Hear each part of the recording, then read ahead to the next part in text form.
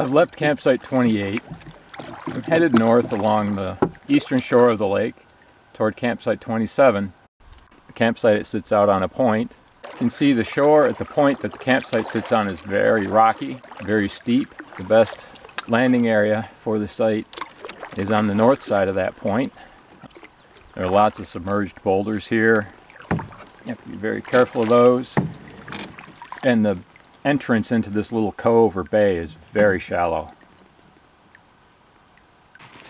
There's a trail leading up to the right into the camping area itself. There's a fairly large clearing behind the fire ring. Some flat open areas where you could put a tent pretty nicely. There are a couple places where you could hang hammocks. The fire ring sits out on the tip of the point. There's no picnic table and there are no benches. They have a beautiful view to the north and west. There's a group of cottages across the lake. You'll be able to see the lights and hear anything that's going on over there. There will be a fair amount of boat traffic up and down the lake through this narrow area. In addition to those cottages across the lake, you can also hear the road noise from State Route 3. There's just a small opening in the canopy above the fire ring for looking at the stars. You're out on a point, so I don't think it'll be a terribly buggy sight. There will always be bugs, but you're sitting high up above the water, you're out on a point, you'll catch the prevailing winds from the southwest. They'll come right up the lake and over this point.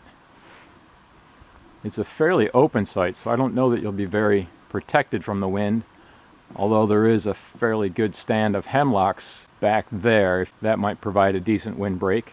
The trail to the privy runs more or less south along the shore of the lake to start. Another nice thing about all these hemlocks is there's plenty of dead and downed wood to use for firewood. Very easy to gather close to the campsite. While I was out walking around looking for a bear hang and checking out the firewood situation, I came across this. That's what happens when you build a campfire outside of a designated fire ring. This is south of the campsite quite a bit.